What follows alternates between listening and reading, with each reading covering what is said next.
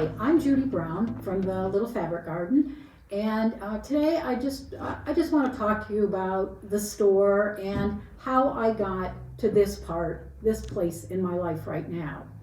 I am from Bradford. I have lived here my whole life except for the 4 years that I went to college, and I love this place. I love everything about it. I love the people, and it's just been a great place to raise my family and to do what I am doing right now. My sewing experience started when I was a young girl. My mother always had a sewing machine at home, but she didn't really like to make anything. She mended things, you know. She put a hem in, she did that kind of stuff, fixed a seam, but she was not a sewer. She didn't like to do that. But she made sure that during the summer I would go for sewing lessons at the Singer store. So I think every summer for probably 3 or 4 years, I went to the Singer store and, you know, just learned different things about sewing. And I really enjoyed it. I didn't do a whole lot of it, but I really enjoyed the lessons and learning about it. And my first year of teaching, I made all my clothes, which seems like crazy because I don't think I've made any clothes in quite a long time, but I did. I made all of my clothes. And thinking back when I was in college and I was doing my student teaching, one of my placements, we were doing some kind of a play and they needed costumes. So my cooperating teacher wanted me to do it. You know, here I am a student and, you know, I'm living in a dorm and I have no money, and she wanted me to do these costumes. So she gave me some fabric that was in their supply room, and I think it was burlap, and she wanted me to make these costumes. So I made, my mom brought up I had a little sewing machine, she brought that up, and I made these barbaric costumes, you know, for this play, and had taken them to the cooperating teacher. And unfortunately, on the day of the play, Erie got a terrible ice storm, and I couldn't make it to the production. So anyway, but my costumes did make it. Like I said, I made my clothes that first year that I taught, and then I got married, and I had 3 little boys. And you know, you can't make boys anything. They didn't even want me to make their Halloween costumes. You know, they'd rather wear those plastic things. So then I kind of quit sewing for quite a while. I mean, I knew how, and I would like maybe mend something, and I always had to have my pants. But anyway, one day my sister-in-law called me and she said, I'm going to this quilt store. She had been taking some lessons up at the high school, sewing lessons or something, and she said, I got to go to this quilt shop. It's over by Warren. You want to go with me? I said, yeah, okay, I'll go. And like I said, I hadn't sewed in quite a while, and I walked into that store, and it was like, oh my goodness. I walked down those aisles, and I touched all that fabric, and it was like this light bulb went on inside me. It was like, what have you been missing? So they had a little kit. I mean, it was just a very little thing, and it was red, white, and blue. I'm very patriotic. It was like right there calling my name, and so I purchased that, and you know, and I made that little thing, and then I do remember that going up to our Walmart when years back when they had the big fabric section, and I bought some stuff up there to do a couple little things too, and that was really the beginning. Just going through that one store and just touching the fabric and feeling it, and it was just it was heaven.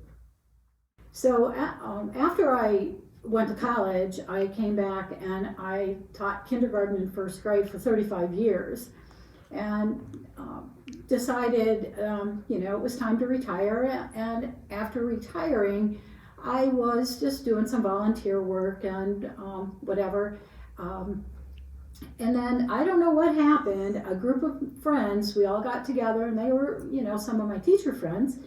We had started to get together to do a little sewing here and there, and when we were running back and forth to Olean to get stuff over there, and I just mentioned to my husband one night, at dinner that, we don't use the living room and dining room anymore. Maybe I could, like, have a little fabric garden, and a little fabric shop is how I worded it. And he said, really? And I said, yeah, what do you think about it? I said, because, I could just have a little bit of fabric, and then people would come from far and wide and buy this fabric. Well, he agreed. He said, okay. He said, but I don't want it to consume your life. And, and then he asked me how long I thought that I was going to do this. And I said, oh, no more than 2 years. I'll do it for a couple of years, and then I'll quit. And he said, all right, go ahead. So that began the journey. And then, of course, I have this mouth that never, it always has to open and say something. So I told people about this. And you know how that goes. Once it's out there, you just can't pull it back. So it was like, okay, I was really getting scared. And I thought, oh my, what have I gotten myself into? So I didn't even know what to do. I knew where I wanted to put it. It was just going to be very small. And I knew where I was going to put it, but at that time, I didn't know that you really needed like a plan, to plan things out, and you needed to have things like, like insurance and, just that kind of stuff. And you also needed some capital to get started. And I just wasn't thinking about all of that. It was just something that was coming from my heart. And then I started to, reality really set in, and I had to sit down and figure out exactly what I wanted to do. Someone told me about like a business plan. I was like, really? You need a business plan?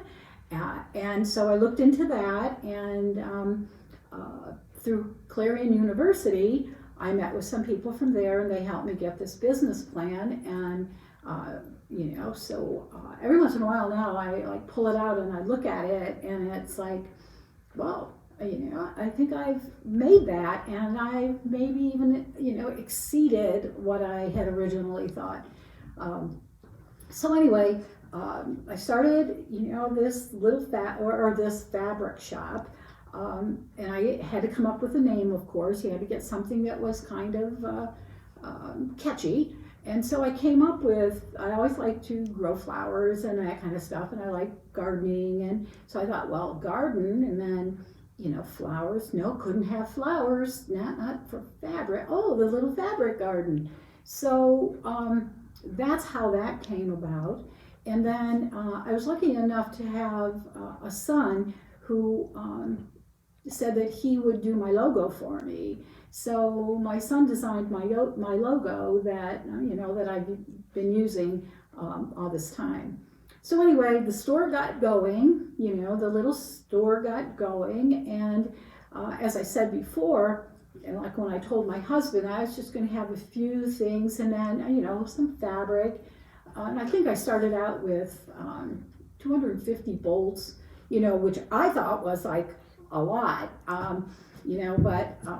So we got the shelving, my husband built the shelving, and we got that all going. So, here's this fabric, and people would come in and they would say, well, what can I do with this? And then, and they weren't real sure.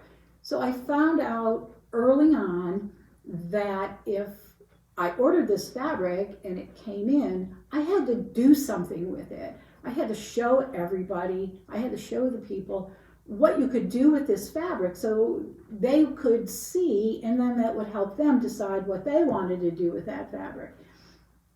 If I didn't do anything with the fabric, like if this beautiful fabric line came in and I had it on the shelf, and I didn't do anything, people didn't buy it because it's hard for for some people to visualize what it all looks like together. So I learned that lesson very, very quickly. So I decided that what I was going to do is when the fabric came in, I was going to get something made up and I was going to put it up in the store. Although I couldn't do very much because, as I said before, it was just in my living room and dining room, and I didn't have much room to put things up. And I did the best I could.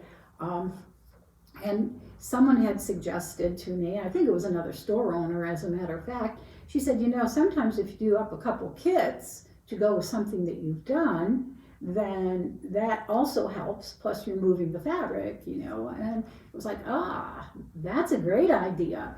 So I started out with little things that I did, what's happened throughout the years is, like over these last 15 years, which really does exceed the 2 years that I told my husband that I was going to do this. But anyway,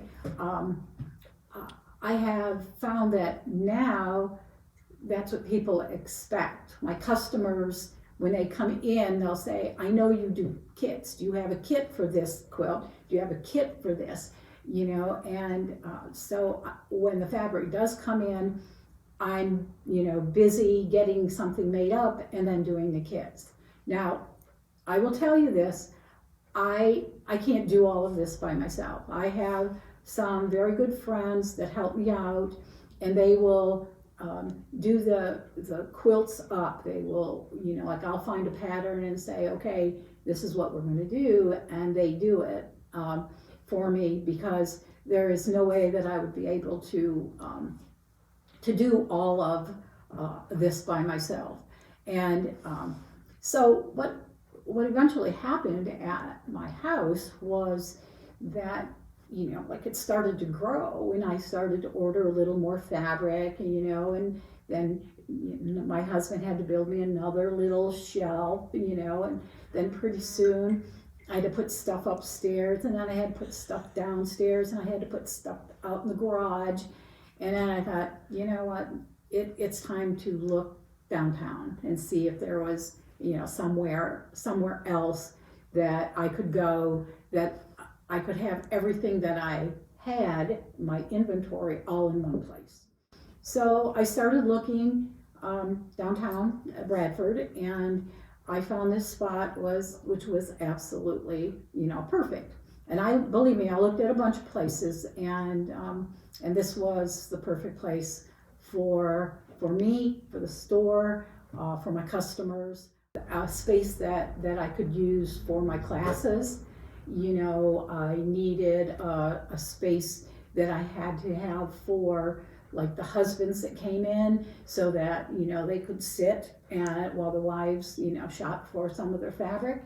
And, and then I had to have a little space that I wanted to have a little space to have some little snacks for the customers to make them feel at home. So, that's what I did. And when I came to this space, this was perfect. So it took me a while, and here again, like I wasn't sure what was going to happen once I got down here. Like I was kind of comfortable at home. I could do that, but coming to a new spot, and that's what you find along the way, is that there's always something new. There's always something different to try. I've gone to quilt shows and quilt markets, and I've been vendors at, I've been a vendor at some different shows. And, and so when you're there, you learn from every single experience that you have. You go to a show, you see what other people are doing. It gives you ideas on what you want to do. So, it took me a while to learn some of these things, but I did learn them. I also learned that there are some things that you really have to take care of. You have to make sure that like your bills are paid. You have to make sure that you have, like for me, that I have a good rapport with my my fabric reps, that I can contact them and get a hold of them if something comes up, or if I need something. You want to make sure that you've got a good rapport with them, because you need them. And if like you don't get along with them, or you have personality conflict, it kind of makes it difficult. But I've been very, very lucky with all of my my fabric reps that so there again, that helps me because they also give me ideas. So you've got to pick up on those ideas wherever you can, and that's what I try to do. Another thing is, and I didn't think about this for quite a while, was like having insurance. When I was at home, of course, everything was like under the house, insurance kind of stuff. But when I came downtown, I knew I needed something, so I did get something. I did get, insurance, and you hate to put out that money, but you definitely need to do that. And one of my a lady who has a quilt shop, she had a devastating fire, and she lost like just about everything. Well, when we had a meeting for our shop hub, she had mentioned to us that make sure that you have insurance to cover what you have in your shop. And she said that, like after the fire, and she was figuring out what she, had lost. She had lost over $100,000 worth of stuff, but she had only had like $40,000 of insurance. So it was like, holy cow, you have to look at what you have and then make sure that, you're covering everything, because you just don't want to lose it, for something like a fire or whatever. But this has been really great. And like after teaching the 35 years, who would have ever thought that I'd have a second career, and doing this. And basically it really started with a group of friends who got together and started sewing, and just needed just a little more, just a little bit more help, some fabric that was closer to them. I will also say that I'm very focused on fabric, and people may find that if they decide that they want to do something, find out what you really like, what you really want to have. I have, like the notions, the little tools that you use to sew and to make the quilts and all of that, but I don't carry very many of them, because like the notions, like machine needles and stuff like that, you can get those somewhere else, but quality fabric you can't get everywhere. So my focus is to get the good fabric in for my customers, and and I always tell them when they come in, when they're looking for a notion, it's like, I've got some, I can order something in for you if you really want that, if you need that. I said, but I think that you can find it somewhere else. And they're grateful that I've done that. And and the customer service is very, very important. It's very high up on my list, and I think that the store owners, or you've got to really bend over backwards for your customers, because once you have their loyalty, then they're going to keep coming. They're going to come back. If you've done something really good for them, help them in a bad situation, then they're going to come back because they remember what you did for them. So I have learned a lot in this past 15 years that I've done this, and like I've said before, I've had 2 careers that I loved. You know, and I'm very blessed that I am able to say that. You know, I taught for 35 years, loved every minute of it. I've been, you know, having the store for 15 years, and I love that too. So as long as I'm able, I'm going to just like stick right here with this, and you know, so if there's something that, you know, you think that you want to do, you know, go ahead. Make sure that you kind of want to do it. Don't like put it out there like I did, and then it's like, woo, you know, oh dear, am I going to be able to do that? If it's up here, you're going to be able to do it.